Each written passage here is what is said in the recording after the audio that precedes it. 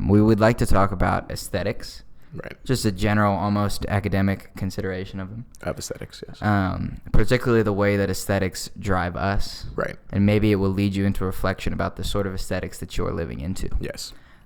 So that being said, I think we should begin with a question, right? So, what is aesthetics? Let's break it down. You know, it's we're not talking here about like a philosophical fucking like term. We're talking like identities or like attitudes, characters, characteristics. Aesthetic is a sort of ambiance. Yeah. That surrounds an idea. Right.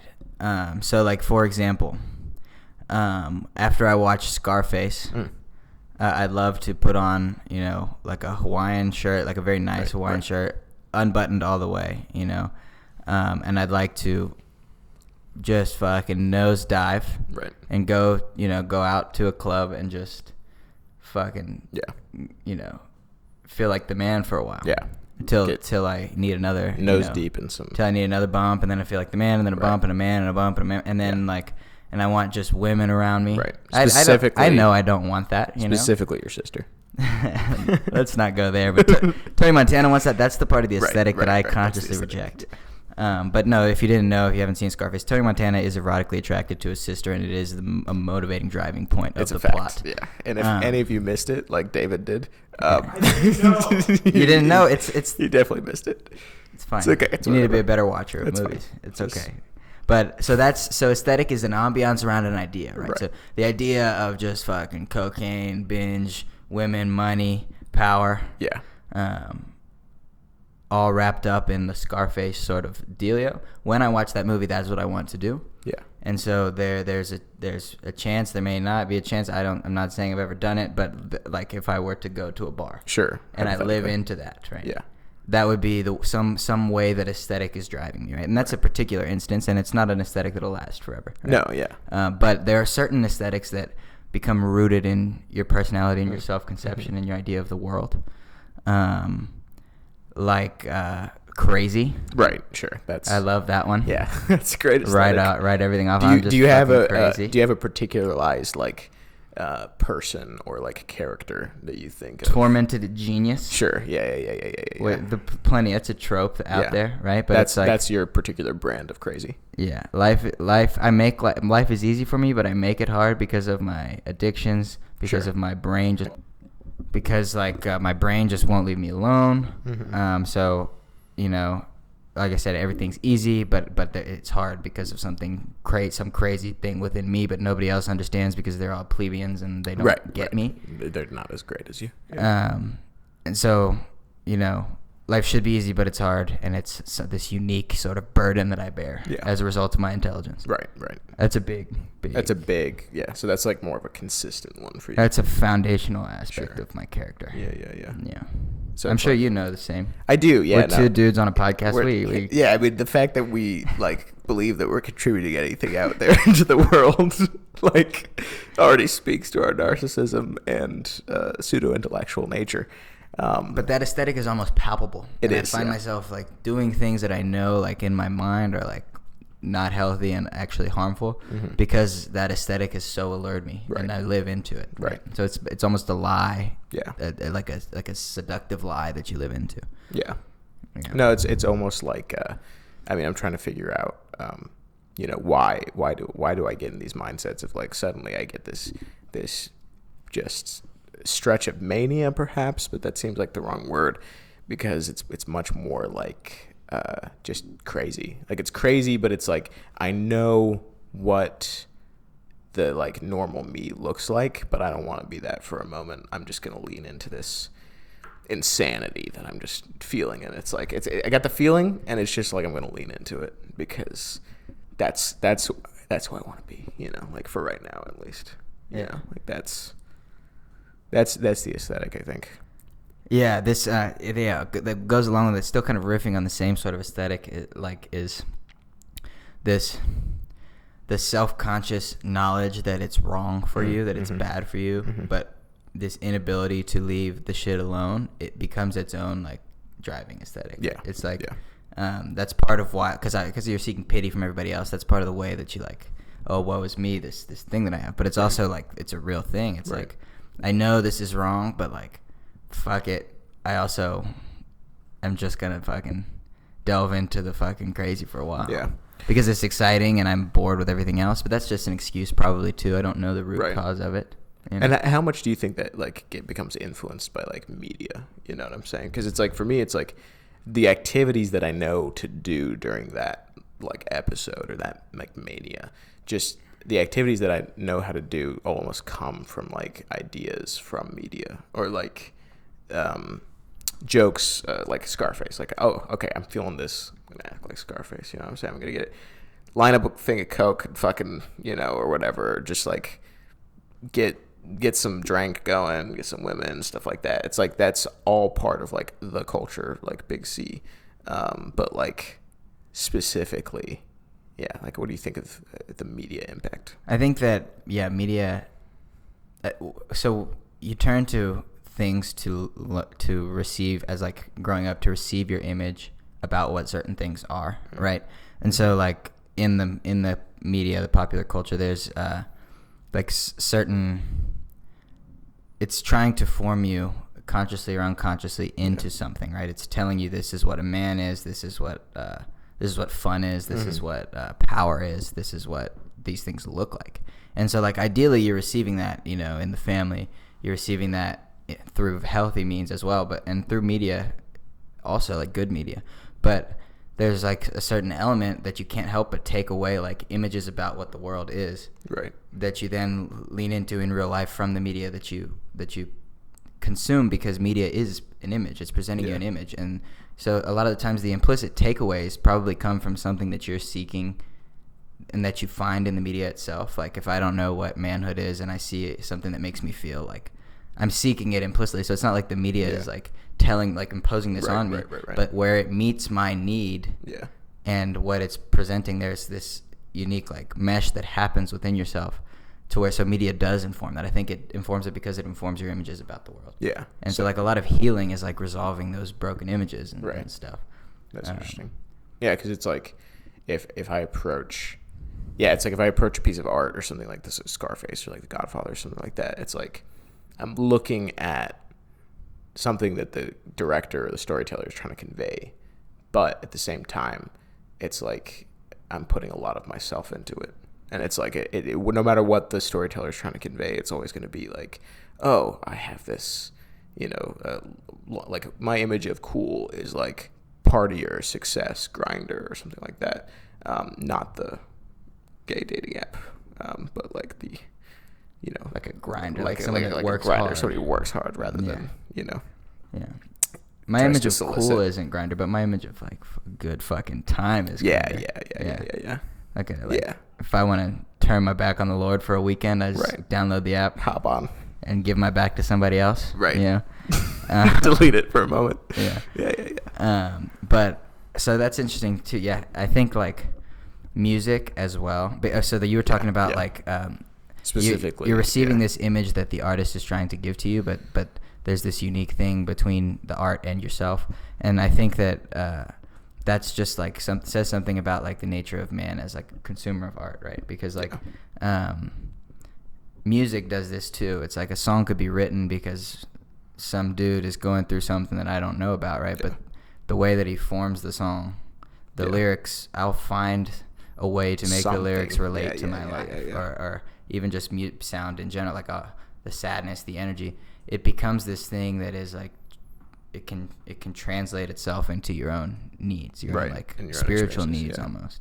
It's interesting because that reminds me of like, it's like there's like this technique in I've talked about it before, but like this technique in acting that's like, it's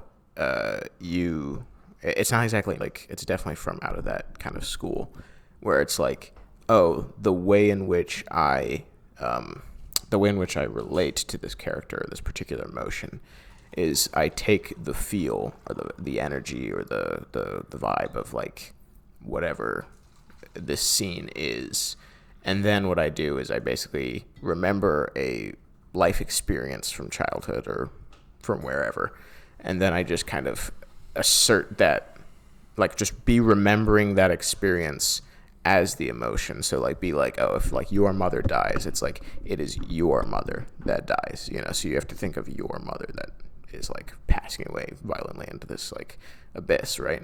And then that's how you achieve the kind of authenticity of like that moment. I think it's like, it's interesting because it kind of reminds me of like, that's almost what we do implicitly with like art that we really like, you know? It's like, how do I relate it to myself? How do I relate it into my own experience? But not just into my own experience, but almost like, how do I step into the art? Because I think acting is like it's the best expression of like, from an actor's perspective, like stepping into somebody's art, you know?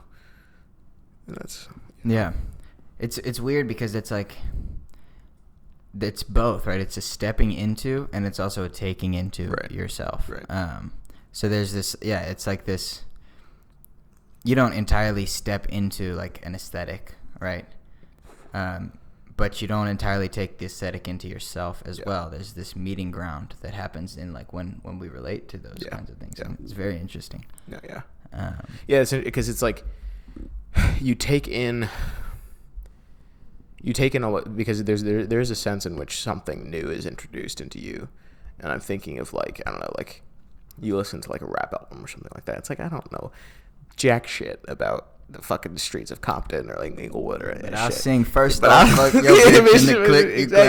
I'll do that shit. But it's like there's an element of that experience that is authentically conveyed. You know, like it's not just me imposing my like, how do I relate to this shit? But it's actually like, oh, that's a part of experience that like is actually being communicated to me in a way. And it's like, it's not necessarily for me. It's, you know, for the artist to put it out there. But it's like, yeah, it's interesting. There's a dynamic there. Well, it's like, because good art, right, like encapsulates a piece of the soul of the artist. Yeah. But then it doesn't just encapsulate that. It encapsulates like a piece of like the reason we can all relate to art is this shared experience of humanity, right? This shared experience of like base, like not base, but like baseline, like bedrock emotions like pain, loss, happiness, longing, etc. Like the reason that we all have common experiences with art is that something of humanity is preserved within a piece of art, but something you can't separate also the creator of the art from it, right? Because they were doing something, it came from them, it came from their soul. So that's in there, but it becomes something so much more because it taps into something that's just broad. But do you think like nowadays, like, I don't know, like I think like nowadays some artists try to like fit into like a genre or something like that, you know? It's like, it's less about like expression of like an authentic experience or something like that, for lack of a better word. It's less about the expression of an experience and more about trying to fit into an aesthetic, right? Like what's like different between, I guess, like this, because it seems to be like a specifically like a product of like contemporary, like what we're living in right now, you know? So you talk, like where my mind went was like the corporatization of art itself, right? So music becomes this thing that's, we know the chords that stir emotions, and we know something that's catchy, so we can, there's this framework, there's this like archetype that's made that is like the pop song or whatever. And so then music ceases to, I think wrapped up in that is intent of the artist. So like and not entirely, because art has an objective character to it, but music that has been made for profit or for something like that, again, objectively it's music, and it's a song, and it can stir people's emotions, sure, but when that intent is lacking, right, when that intent of like genuine artistic expression is muddled with in some way, then something about it ceases at least to live up to the fullness of what art ought to be. But I don't know what that is, right? Because it's like, I'm not going to say that art is purely subjective, right? Or based entirely in the intent of the artist or anything. Like, no, art has an objective character. Beauty has an objective character that we can all recognize in a piece of art. And even if it's made, you know, something could be made for corporate ends and still have these objective things about it that make it beautiful. But something happens there. It's like there's like, I know this will be successful, or this will like make money, or something like that. And then it's like the whole idea of like pop music in general, like whatever is popular is going to be what I try to make this into.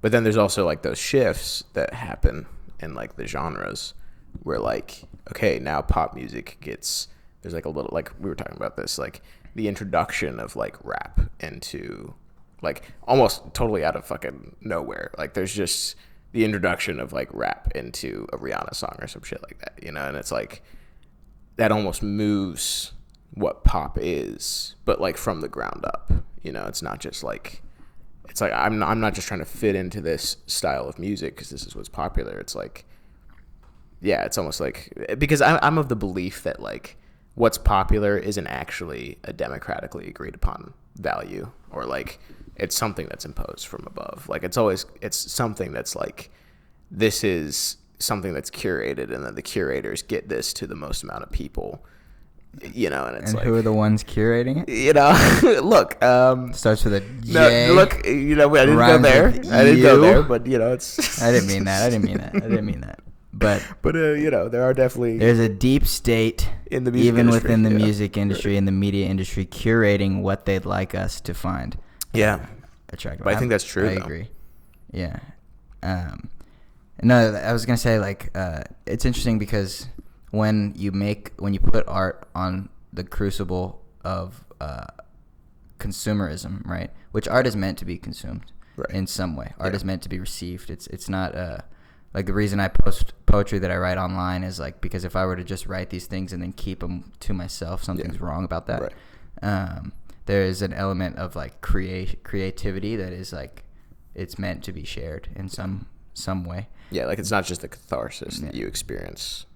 Has to go out too. Yeah. Yeah. So even like something like pop music, right, is like albums flop all the time. Yeah. Right, and whether that's like orchestrated by media companies, there's a lot that happens like that too. Like they'll make somebody a star with enough money, but there is a relationship that art has to its audience that like again I think speaks to some objective character in art or music. Like good music will win, good comedy will win, etc., etc.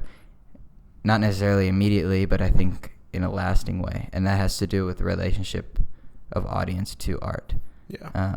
But it's an interesting point that maybe like maybe the audience isn't necessarily always naturally reacting to the music. Maybe there is something that's like imposed on them about what you will find.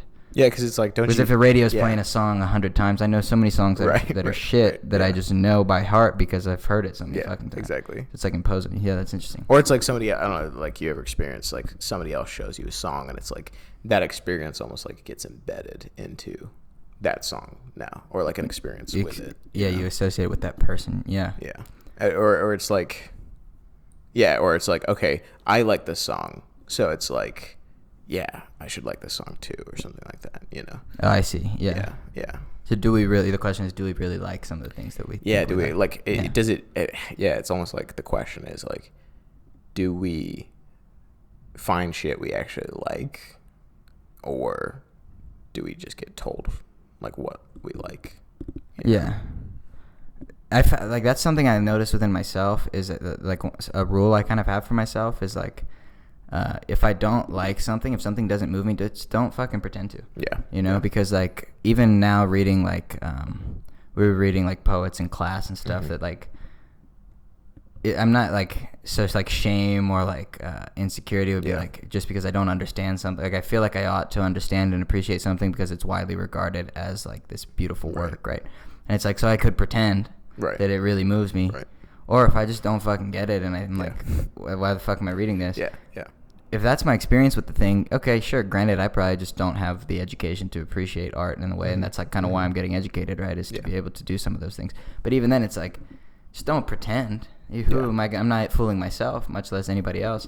Like, so like if something that's kind of like fighting against that impulse to be told what to like, which is like if it, I trust myself enough to know like good things. Right, and like, okay, maybe if I don't appreciate something that is good, either I haven't looked at it the right way or it's just a lack on my part. It's fine if I have that, but just be honest about like, where that coming from? What moves me and what doesn't, because that actually tells me something about myself. Yeah. You're artistic, what you appreciate, what you like, what moves you actually tells you something about yourself. So if you're not honest about it, you're like allowing yourself to become, again, molded or become this, like, you're allowing yourself to become this person that likes things that they're supposed to like. Whereas if you're honest with yourself about what moves you and what doesn't, you actually discover like this artistic sense within yourself. Yeah. Because you're not going to like everything, even things that a lot of people do like. Yeah. Well, it's almost like it's like I think there's something about like getting molded to like certain things, right? Like that's like you're talking about, like, yeah, I can get educated into like reading Shakespeare and like appreciate it or something like that, or like good poetry that like has stood the test of time and is part of like the tradition, right? But at the same time, as it's like I feel like we get this distrust when that molding comes from people who like seem to not care about us, right? Like, because education is supposed to be from people who like care about you, you know. But it's like when I got, you know, fucking big music or whatever, you know, not to you know get into, you know, who those deep state of artists are, but it's like when I'm molded by somebody who's just like looking to turn a profit from something like that, it's like, yeah, there's almost this distrust and stuff like that, which almost like molds my whole experience of the molding process or like the education process, you know. Like now I'm distrustful of education simply, you know, instead of being like, no, there's like people who I trust who like are trying to teach me how to appreciate something more. Well, and it's good to be molded, right? And I think that you shouldn't lose that in the bathwater with it, right? It's like again, coming back to the objective character of beauty, right? Like, okay, I need to be honest about things that move me and things that don't right now, right? But there's some things that I should appreciate. Mm-hmm. Whoever has the say on that, there are some things that I should. Yeah. And so allowing yourself through education or whatever to be molded to come to see those things, I don't think is necessarily a bad thing. But I think that you actually have to allow the molding to happen instead of just hearing, oh, I should appreciate this. I do appreciate it. Let's move on. You're not actually even allowing yourself to come into a proper relationship with the art that you don't yet appreciate. Yeah. It's always like mediated through like a third party. You want to like make it your own.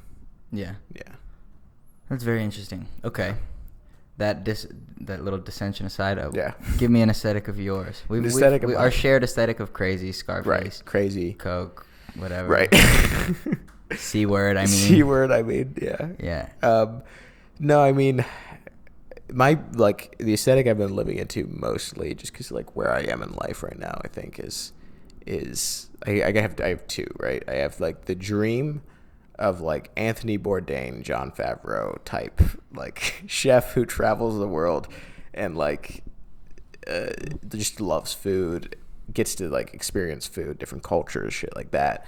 And then also is, like, just an amazing food. But also, like, seduces people with food. And not just, like, women, you know? Like, I'm not just seducing women with my food. I'm seducing You're doing people. That, but in addition. Right. I'm also doing that. Let's not get it twisted, okay? Boy. Yeah, let's not get it twisted. If you know the movie Chef, okay, that's that Alio Olio scene with Scarlett Johansson. That's my dream, okay? That's how I achieve all of my women. But, no, it's, like...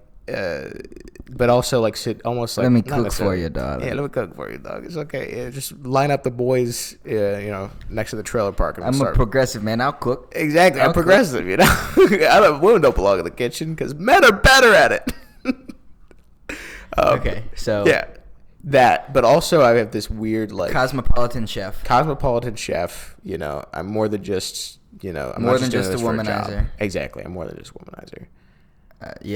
Finds God in food. Right, and finds God in sharing his food with others. Finds like beauty and like artistic expression and but it's not just the expression of like how the food looks or how the food tastes. It's like the heat of the moment. You know, it's like it's working in a high pressure situation where you're like it's physically hot, but it's also like there's shit flying everywhere. Everybody's cursing at each other and shit like that. It's like that's the aesthetic I like to live into. Just a crazy guy because it appeals to my crazy, obviously. But then also it's like I'm still an academic at the end of the day, and that's just what I'm good at. And I don't know if that's something that I like love, or if that's something that I just am good at. And you're comfortable in. Right, exactly. Yeah. So it's hard to distinguish that sometimes. But yeah, the whole like French postmodernist like vibe of like, yeah, I'm an academic. I know about Plato and Aristotle, and I know all that. Yeah, I know all that shit. But I'm also gonna be edgy. You know what I'm saying? I'm gonna throw around a thing or two that's not exactly orthodox. It's not exactly status quo, but it's like Foucault or something like that. Besides the pedophilia, like without that, like I want to keep that part of the aesthetic out there, but everything else, like good fashion, shit like that. Yeah, wearing a scarf. Yeah, wearing a scarf. But, like, not... Because some people just wear a scarf and think that, like, their whole aesthetic is going to be pulled together by, like, that one scarf. But then it's like, no, you're not wearing anything else to complement that. So, just throwing a scarf on something doesn't exist. And I figure you're a very specific person. But I will not say who it is. Okay. So, edgy academic, and cosmopolitan chef. Right. Why can't they... They could coexist. They could coexist. Yeah. But my insecurities just, like, keep them from coexisting, Yeah. Like, they would have to be separate realms within my life. Sure. But I get, once again, it's like I get these, it's like, well, I guess, like, Anthony Bourdain is kind of that, Like, he's a really smart guy. He's someone who's very articulate. He knows how to, like, express himself. At the same time, he's an amazing cook. Anthony Bourdain was. And yeah, right. I don't want to end up in that way. But at the same time, maybe. Who knows? Well, I hope not. Yeah. Me too. Yeah. It's a toss of the coin. Because once you hit 60 after living a cosmopolitan lifestyle, it's like, where else do you go from here except into the arms of the Lord? Yeah. In one way or another. Yeah. So that let's speak on that because okay, so I balance this one aesthetic, which is much of my aesthetics stem from wounds, right? Right. So there's this just have this fucking itch inside of me, to just fucking go out and sort of. It's not living into my potential in some way, but it's also like. I think the lie that I'm just so bored with the world that like I know what's true, but I find myself, like I just need something. You're still falling into like what like the world tells you is like. Yeah. And so like it's pairing the knowledge that this is all vacuous and empty. Yeah. And I'm gonna search it through and through. Yeah. Because I'm gonna know by the end of this that like this is not fulfilling. yeah. But so there's this, and then this like feeling of having something inside me that like when it takes a hold, like I can't control it, right? Yeah. Which is again sometimes just like a way to write off any responsibility for my actions, but also feeling intensely responsible because like I don't know. So like there's a crazy little fucking addict crackhead. Yeah. I think it's just like you like I can't acknowledge the fact that there's going to be consequences for any of this. Like lack of impulse control, exactly. It's like every discrete instance of my actions is going to be unconnected with the rest of them. So then I balance that with like St. Francis. Yeah. Which is like I know that like the Lord. Yeah. I know his love for me. I know that like no matter how far I run into the night, he calls me back every time because he has something he wants to do with me. Right. And the peace, not that St. Francis was like that, but like the peace of St. Francis, like the simpleness. Yeah. So like okay, that's what it is, the simpleness of St. Francis, which is like, just make me an instrument. What do I really need? Like I throw. So here's the way they meet. So like I throw everything away to go on a bender. Mm-hmm.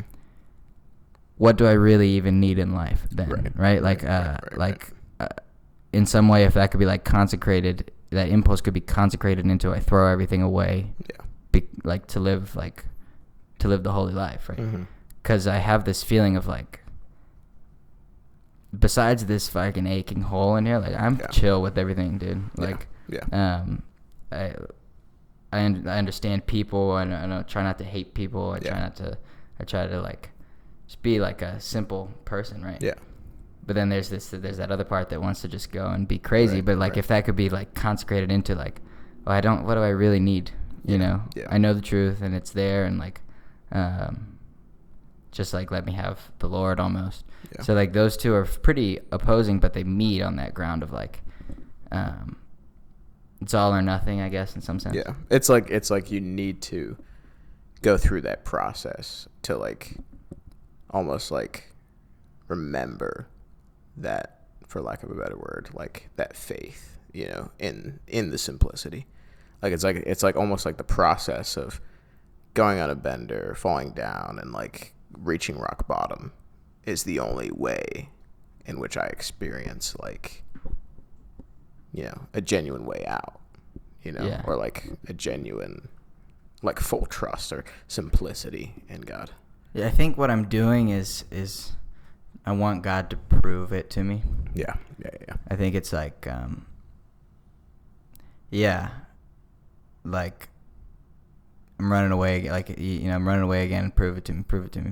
Because for some reason, I just you know, I believe it with my mind, but somewhere in my heart is like, almost, because some of the things I got into like very young, there's a wound of like abandonment with God. Like, where were you? Why didn't you teach me not to do these things? And now I feel like ensnared, especially with drugs and the L word, 4-letter L word rhymes with trust. You know. 5-letter W word that rhymes with sinning, you know. So like, what I was young and I felt abandoned, you know, on multiple levels, the familial level and the spiritual level, right? Like, why did you let me get into all these things that I now feel like have ensnared around me? And so there's this wound of abandonment that now, like, having grown in the faith and grown in these things, is like, now what I'm living into is prove it to me that you're there, prove it to me that you're there, prove it to me that you're there, because I recognize that like you pull me from there every time. But I'm still feeling abandoned for even struggling with these things in the first place. So I just keep running away just to like prove it to me. Yeah. Which is something I'm working on. But living into those aesthetics, which is like, I know like there's a simplicity to God's love that's like, dude, just chill out, you know, and like hang out for a while and trust me and all of those things. And then like be there for other people as well, which that's one aspect of like the vendor kind of shit that like always hits me, is like, you realize, like, you don't realize you're not with people, how selfish you become when you're like satisfying just your base desires. That itch, like, you don't realize how you just use people. But so the simplicity of that is like, it's just like kind of prove it to me. It's like it's almost like, I mean, to connect them, it's like the need to like live into another identity or like another like face or a mask or something like that. It's almost like all that we have when we want to like go into that space, right? Like, it's like the space of discovery, the discovery of like the banal and like the bender and like the fucking that lifestyle. It's like, I know that's not me, and I know at the end of the day it's not going to be fulfilling, and I know at the end of the day it's going to be something that I'm going to reckon with, where it's not going to be fulfilled because it can never actually be me. So it's almost like a necessary part of the process is to like take that identity on, almost like I need to become like the Scarface or like the guy in the rap song or something like that, like where all I face or all I struggle towards is the pursuit of like drugs and power and women and stuff like that. And that's like, but it's like it's like I find that part of discovery necessary, but I can never actually be the one that discovers that, if that makes sense, you know, because it's not me who's discovering it. It's because if I was discovering it, I would be repulsed by it or something like that, because I know it's ultimate. I know it's real. I know it's ultimately going to be good. So you put on this face to go out into the things that you know will repulse you in order to know them in some way. Yeah. And then, it's like this, sometimes I just forget. It's like, again, the question always comes back to, do I like these things? Do I even like these things? With aesthetic, that's a big question to ask, is like, and I think it's a failure on my part to even, I don't know who I am in a lot of ways, and I haven't discovered who I am, but I know like enough, right? But it's like, the question that always is like wakes you right up is like, you find yourself in the middle of that kind of shit, and you're like, do I even like this? Right. You know, I've been living so far into this thing that's like intangible sort of like animating force, right? Playing a character in some way, and it's like you wake up and you're like, fuck, do I like this? Yeah. You know? And sometimes it's driven by the consequences. It's like it's 5 a.m. I'm not going to go to sleep. I have shit to do tomorrow. And now I'm down a rabbit hole. Or sometimes it's like just you wake up like in that place. You're like, holy fuck. Like, I don't like this. And like always the maxim of like treat yourself, like Jordan Peterson's like treat yourself like somebody who you're charged to care for. Is like stuff. Would I want this for somebody that I really care about? Yeah. When my brother was out here doing this shit, would I? Right. No, I'd be like, dude, get your ass home and go to bed, you know? Yeah. But I don't, for some reason, it doesn't register with myself. So something like that, that's like a good barometer for aesthetic, I think, because like when it's driving you, at least for the kind of mania crazy, is like that thing becomes like it becomes a lens by which you see everything else. And in the back of your mind, there's this like panic that's like, dude, fucking get it together. But you feel like almost animated by this, whatever. Yeah. And a good wake up question is like, do I even like this? Yeah. You know. And that's interesting because it's like what you said about like it's appropriating a lens almost, like you see through the eyes of like this character of like who you want to be or like who you think you want to be, and it's or this mask or something like that. It's like it's not just the mask to other people, but like this mask is also the eyes through which you see the world now. It's like, yeah, I do want to get, you know, that next thing or that next, you know, high or whatever, you know, and that's.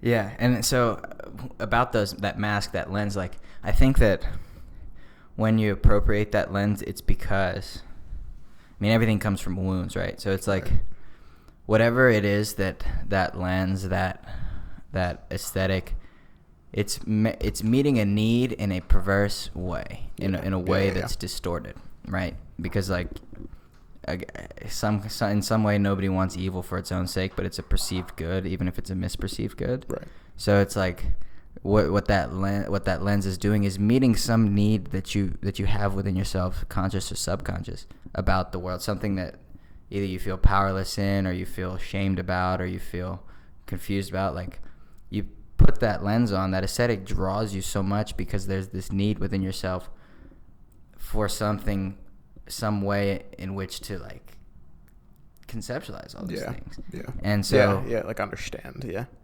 It's an interesting thing to explore. Like, okay, I like this fucking Scarface guy, right? I love the aesthetic of like just kind of the power. I don't think I have much of a power thing. I think it's like just like a crazy thing. Yeah. Almost. But like, okay, what is that need that's being fulfilled within myself by appropriating that lens? And I think it's some kind of recognition of like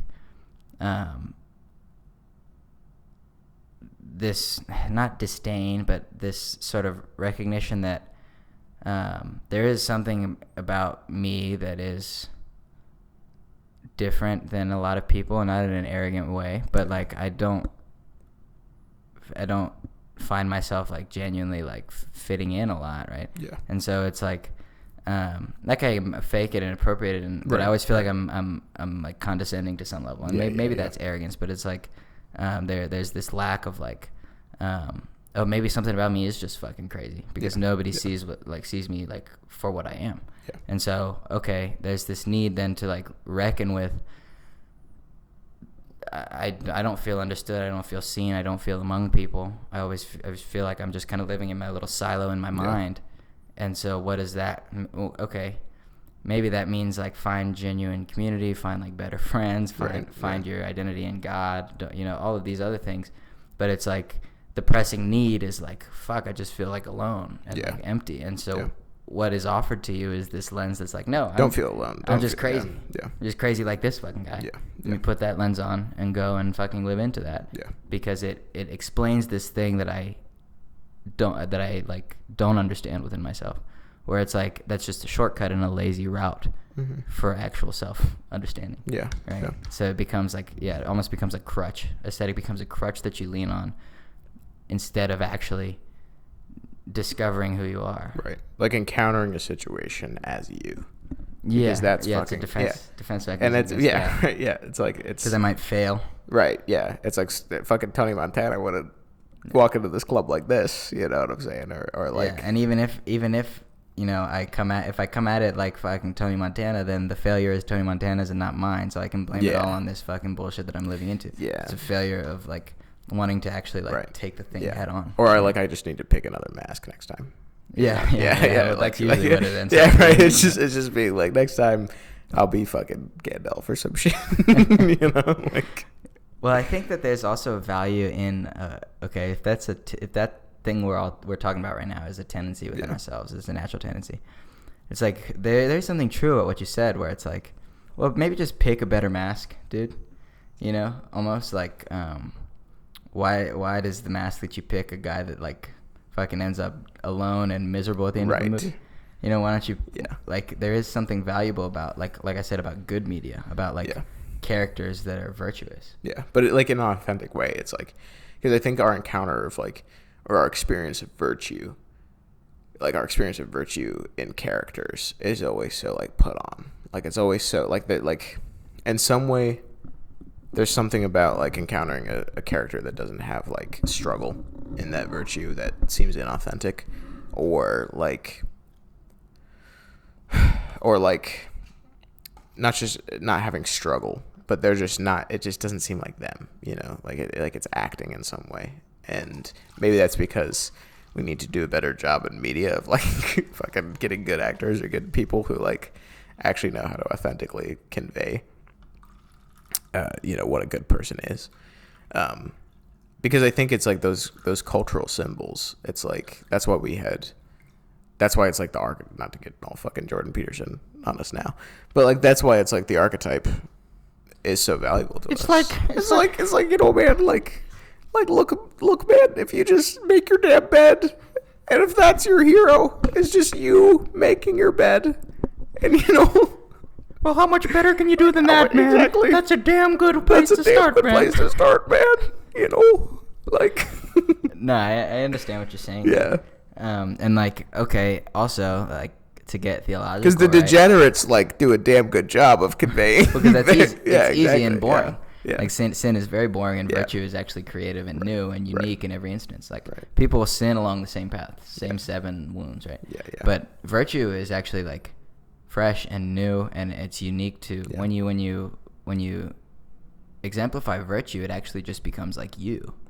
So every instance of virtue is archetypal, right? But like every instance of virtue is actually something creative, whereas every instance of sin is along the same 7 paths, because sin is only parasitical on virtue, but virtue itself has the capacity to just be new.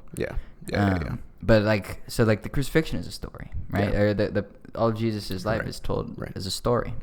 And so it's like, there is something about like, okay, the imitation of Christ, right? Like, what if that's the mask you put on, right? And if you spend your life trying to understand and then like look at life through the lens of that character, which is a person, but like do that, and like, okay, maybe it's the same tendency, but it's like, go out and try to be Christ for a while, see how easy it is. But it's like, maybe there's some value in the fact that maybe that's part of the reason it's told as a story in some way, is because of our like propensity to interact with story and archetype and image in this way. It's almost like we're focused so much on like finding who we really are, that like the realization is that there's no you that you really are, you know, like there's a you in some way, but like if you spend your whole life trying to find out who you are, it's like you'll just graft onto all of these other fuckers, you know. It's like, you might as well, like in the pursuit of figuring out who you are, you might as well take on that ultimate image, that ultimate person, that like, it's like if God became man in Jesus Christ, then like, that mask's a pretty damn good one. You know? Because like if you keep on searching for who you are, you're just gonna keep on putting the masks of Tony Montana or fucking Michael Corleone or some shit like that, and it's like, or your father, or my father, right? Exactly. Not my father specifically, but just, you know, whoever that that person is. I mean, that's the image of masculinity, right? It's like your dad, or that's who you learn from, and that's your experience, your primal experience of like, this is what I know man to be, So I'm gonna be that, instead of looking at the ultimate man, Yeah. It's interesting because it's like, we talk about it, aesthetic and this masking sort of thing is like, obviously it's a bad thing when it's leading you into like things that will never really satisfy you, and when like, okay, you're appropriating Tony Montana into your character. Good luck, buddy. But right. Like, there is something about us, right, that is imitation. Yeah. Right. Like, why do we love a baby? Yeah. A baby learns to imitate first. Mm-hmm. There's something about us, like, and also like, again, your whole like thing about like community, right? Yeah. And you don't exist in a vacuum. Your will itself doesn't even exist in a vacuum. It exists received. You're born in relationship to your mother's womb. Right. And so there's this relational aspect of us that's like, of course we take images and then like live into them, and they become see the world us. Through them. Yeah.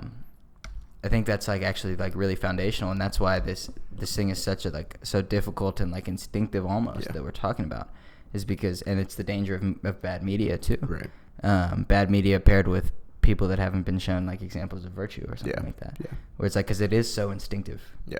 To imitate. Yeah. To take on. Right. Because that's where you learn what to do. Right. Yeah. No, it's like it speaks to our. I mean, I think that's a clue in like the shift that I think happens between what, like when we have this radical idea of like freedom, right? And this radical idea of what it means to be, because freedom really is just another way of saying like, I want to be me radically, like I just want to be me. But it's like, there is no you in this universe, without this universe. Like, you exist as a part of a whole. And that's insufficient in some ways, because there is a genuine way in which you are you and I am me, and that's like real. But I think that's what like Plato was trying to get onto when he starts talking about like participation.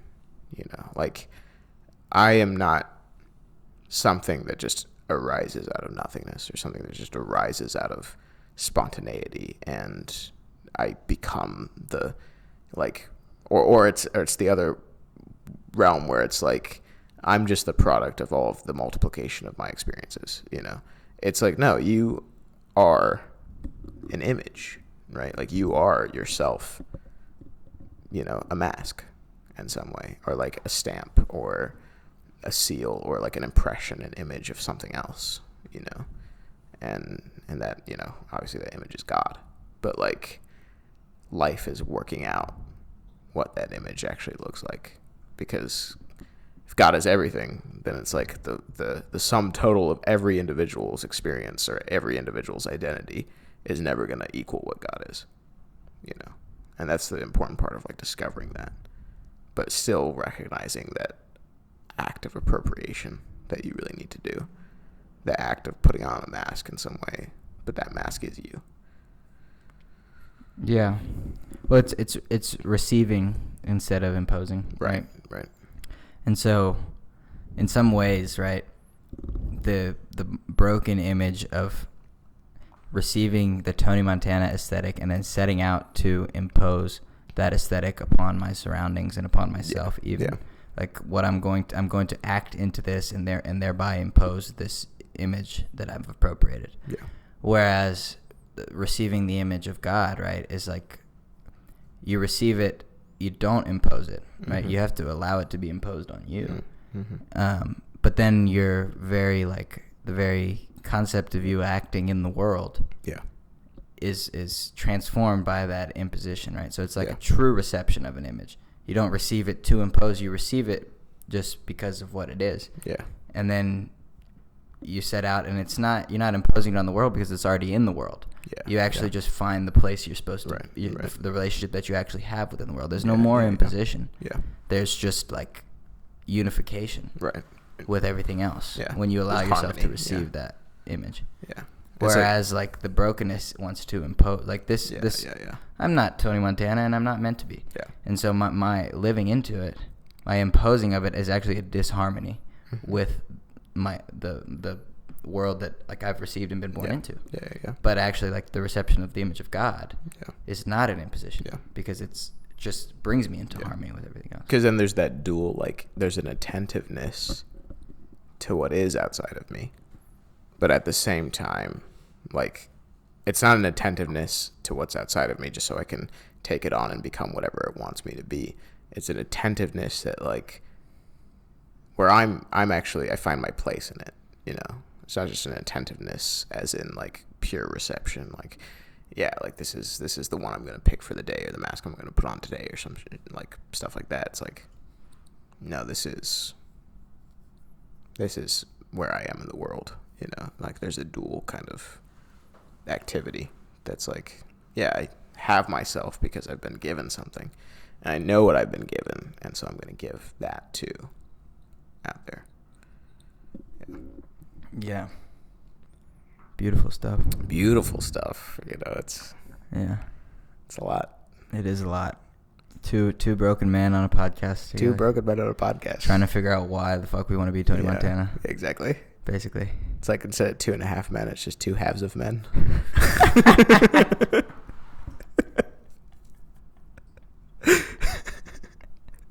Nice. Yeah, exactly. That could have been another name for our podcast. That could have been, to be honest. Exactly. Two halves of men. Two halves of men. All right. Well. Yeah. I think with that discussion. Yeah. Is where we'll end this. I agree. Bit of a different vibe. A different vibe, for sure, than the manic episode that you experienced last week. Who knows where we'll be at next week? Who knows? If I get if I get prayed up, as Mark Wahlberg says, we may have a very peaceful, wholesome, reflective episode next week. And now a break for an ad. We do have a sponsor on this, so we'll end. We'll end you guys. We're not cheesy. We'll put our sponsor at the end. Exactly. With our sponsor, Coca-Cola is sponsoring this podcast. So yes, it is. Just thank you guys for listening. Yep. Here's Coca-Cola. Have you ever woken up on a bright summer day and you've seen a beautiful little boy outside at the community pool having fun?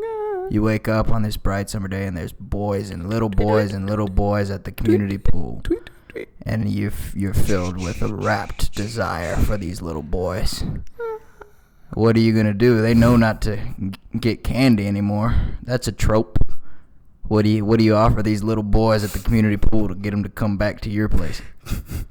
You bust out Coca-Cola, baby. You say, come here, little boys. I have right here in my hands a 12-pack of Coca-Cola. Would you like to come back? I live just down the road. I also have pizza rolls. We could just hang out and have some Coca-Cola and pizza rolls. And they say, yes, Coca-Cola. We love Coca-Cola. And so then you use your Coca-Cola as a snare for all these hot little boys that you want to bring back to your place. And then you've got them in there. Whatever you do is up to you, not Coca-Cola. We don't endorse any of that. But all we're saying is that Coca-Cola is great if you find yourself in that situation. So go to H-E-B, Kroger, anywhere, and buy yourself a nice 12-pack of Coca-Cola. Nice 12-pack of Coca-Cola. This has been brought to you by Coca-Cola Company. Definitely not run by the CIA.